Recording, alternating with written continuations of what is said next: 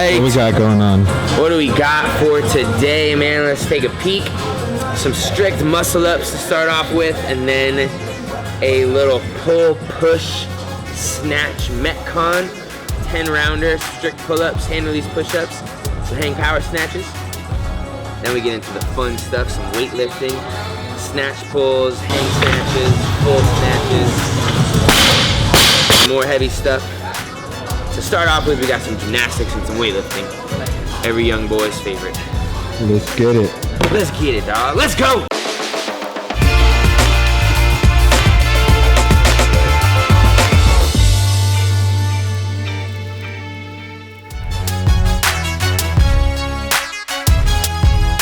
So I started on a whim, a little 100 cal, 100 day challenge on Instagram. Just doing 100 calories on any bike for 100 days straight in any format. Either booking it for time, doing it as an EMOM, 50 at the beginning of your workout as a warm-up, 50 at the end as a cool down, but just 100 calories on the bike every day. Today, I'm gonna mix it in with my 8 sets of 3 muscle ups. I'll do 12 cals, 3 strict muscle ups, back and forth for the 8 sets, and then I'll finish the additional 4 cals at the end, get that knocked out of the way, and I'll be super warmed up for the rest of it. Here we go. 100 cals, bro.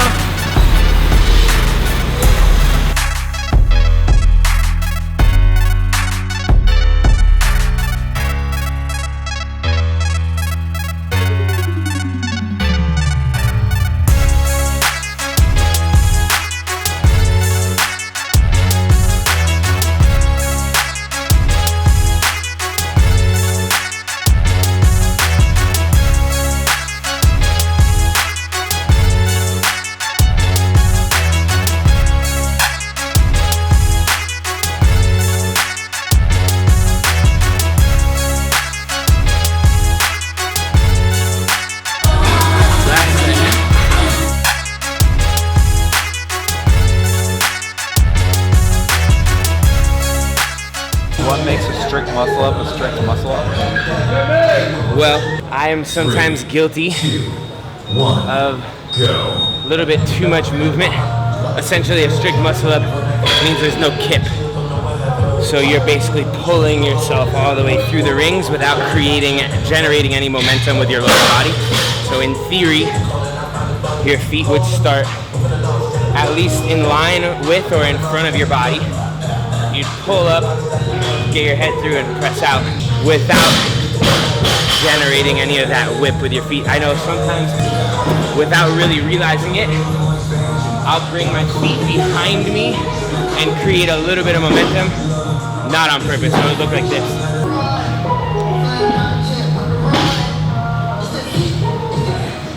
Yeah, there's that little bit of momentum from the legs. Technically, shouldn't be any of that. It should look a little more like this.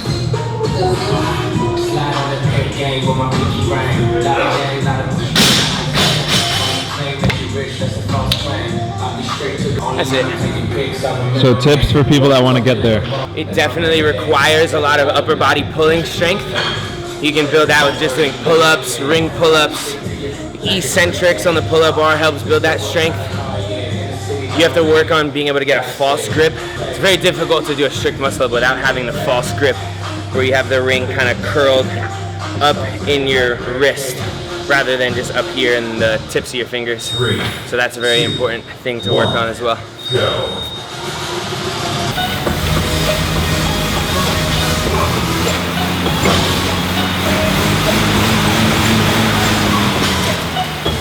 Hundo.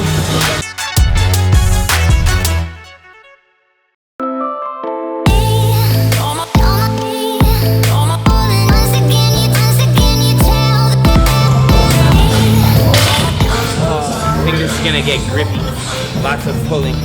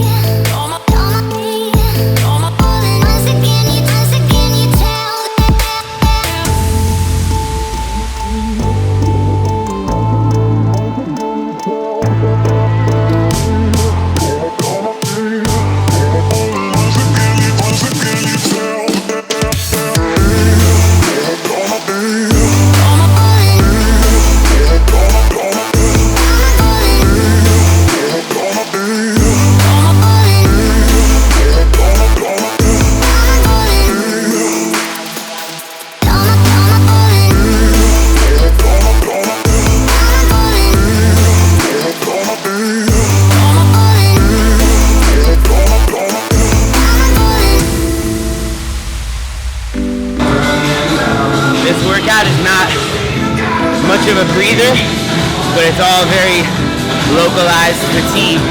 My arms are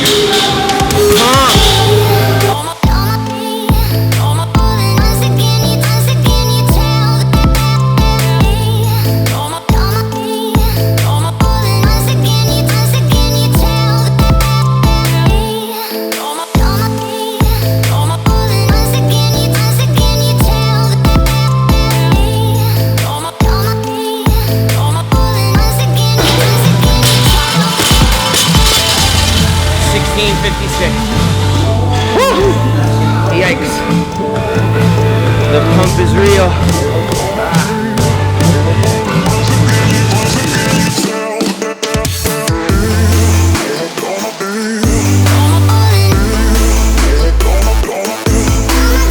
Would you vary your intensity, how hard you go in like sessions? Like versus like chillin' or like competition speed? Yeah.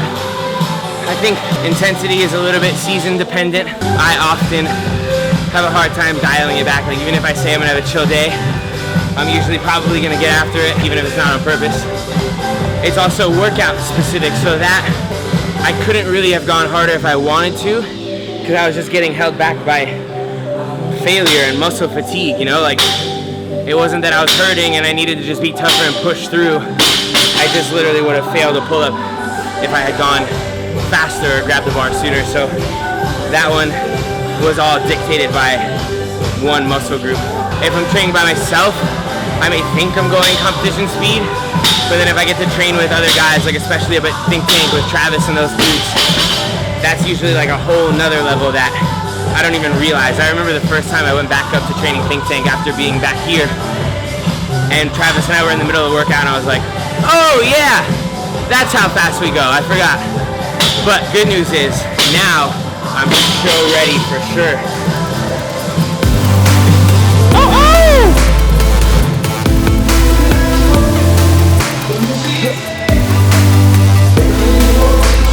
Oh, cramp. Kinda a little bit miss the old days when you would just take a class and you would do a warm-up workout, kind of like the bike muscle-up thing, a Metcon, kind of like that 10-rounder. Call it a day, you're good to go. You sweat, you got a pump on, and you're satisfied, but that's just me getting started. Got so much more to go. Snatch pulls, 3 sets of 5 reps at 275 plus.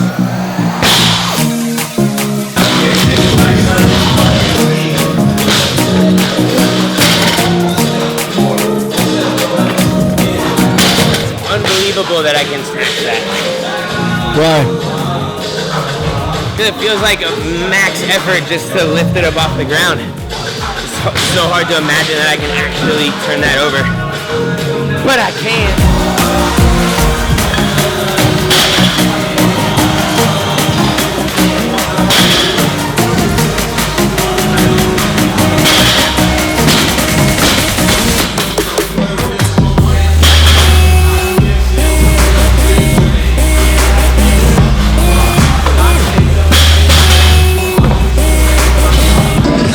Same way that years ago I did a clean pull at 305 and thought I'm never gonna be able to actually clean this, but did. Right now I'm gonna do some snatch pulls at 305 and one day I will actually snatch it.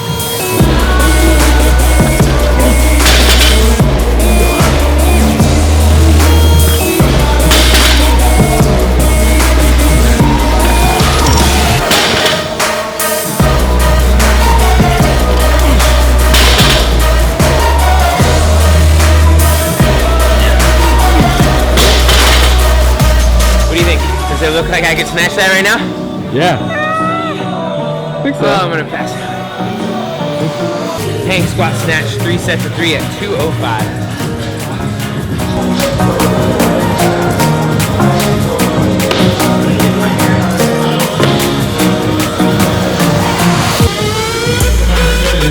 What's that cue?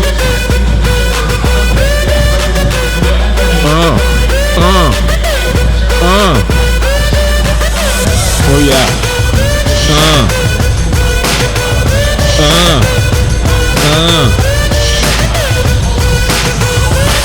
What was that? What's that feet cue you're working on? Blacked out. What's that, what? That feet cue that you're working on. Yeah, just being really aggressive with my feet. I have always known that it's a thing, but I always thought it was ridiculous when I heard people like, ah! And I did it one day as a joke, not even kidding. I was like, ah!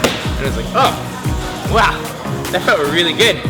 And I grabbed the barbell and I was like, oh my gosh, it feels amazing. It just, for me, it helped me drive my body down under the bar so my turnover was a little faster.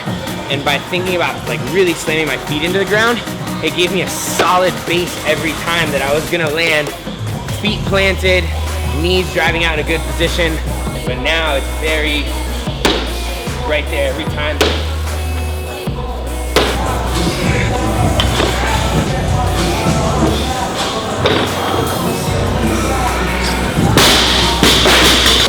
I just now have one set of 5 snatches at 245 per time.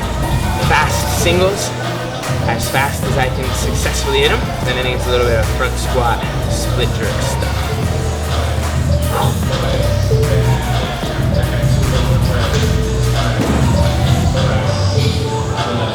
Oh, I just hit my nuts on the bar. 3, 2, 1, go.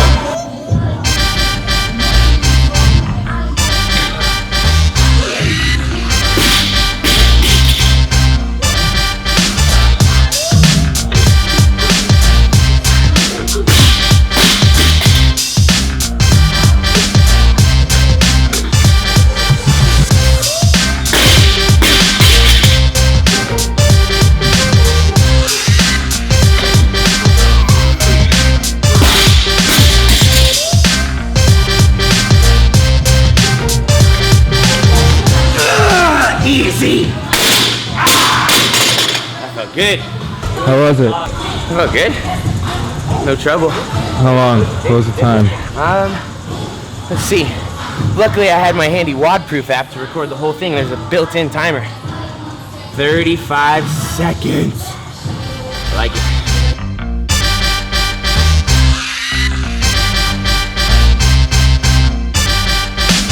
So I do 3 front squats.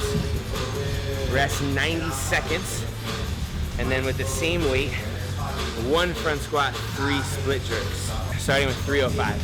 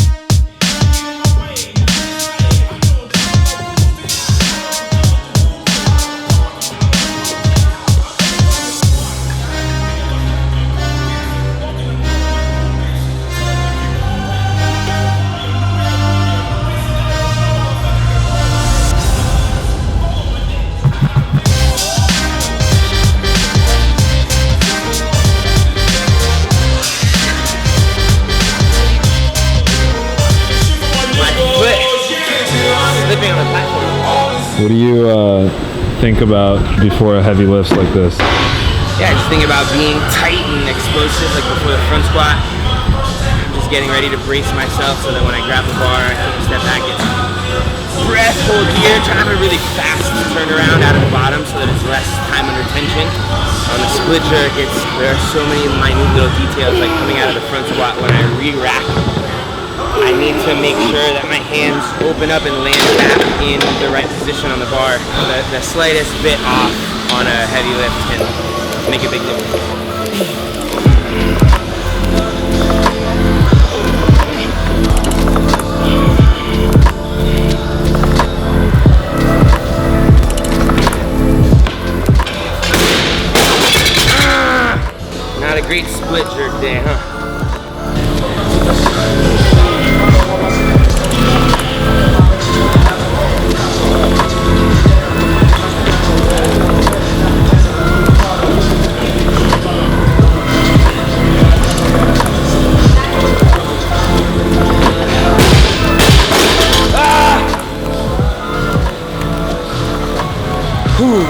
good in the hood. Not everything is awesome every day. Would have been nice to hit those, but time for some overhead squats.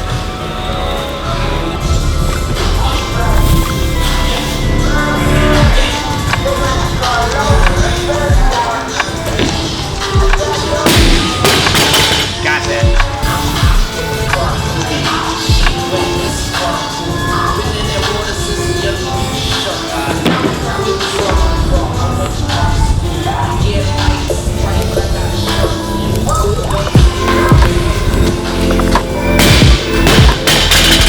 All right.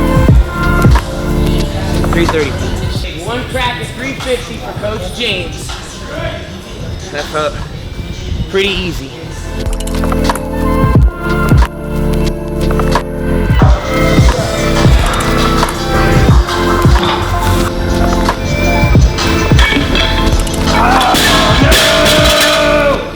One more shot.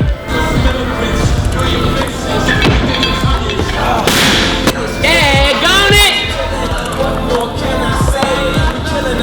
Stupid close. I had it locked out. Like my arms caught it.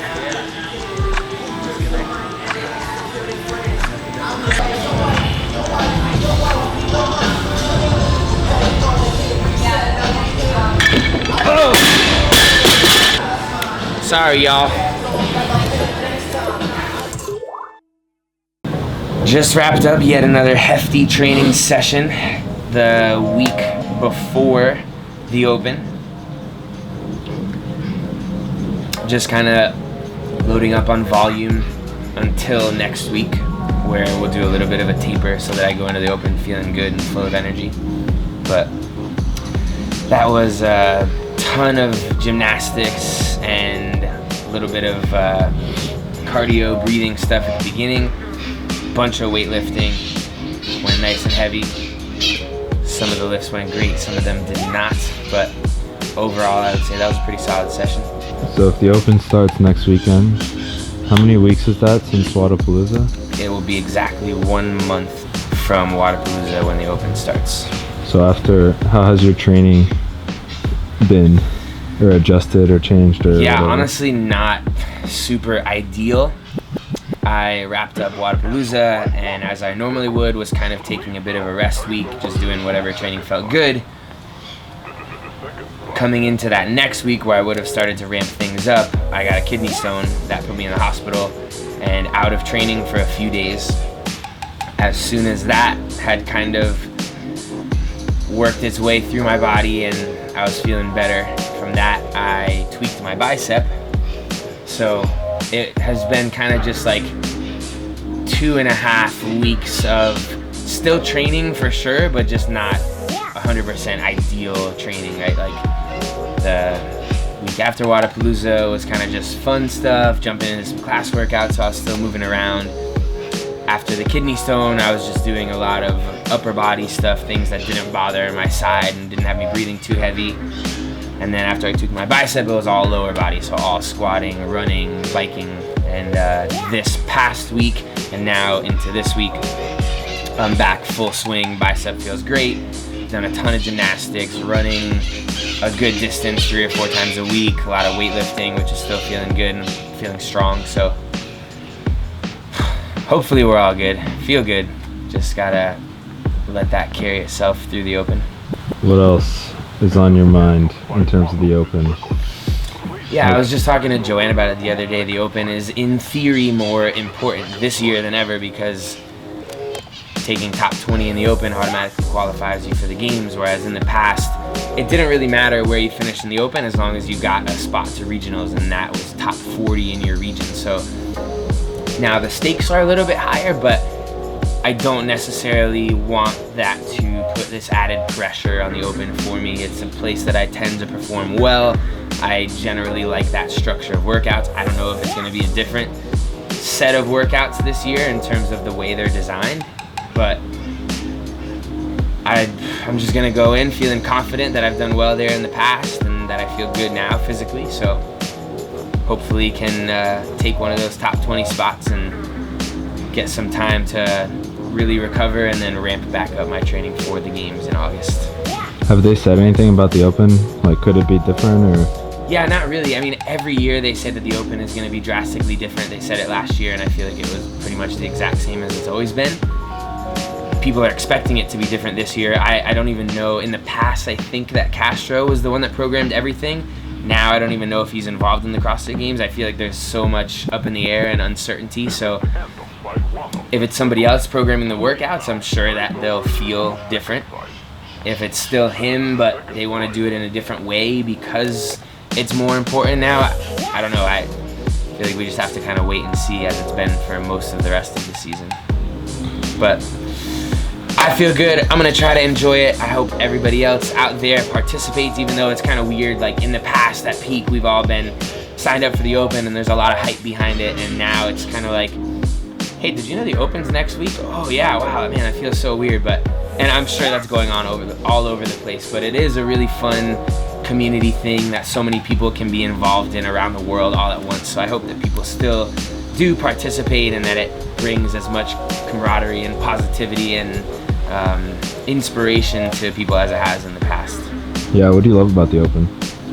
It's cool. It's a chance to push yourself more than you usually do. I think there's more on the line. So the class workout, yeah, you're gonna go hard, but at the end of the day, there's not really, some gyms have leaderboards, but this is like a legit thing where you're signed up and your name's gonna go on the leaderboard and everybody else is doing it, so you kind of want to see where you stack up. So I think it's the opportunity to go a little harder and like truly test your limits.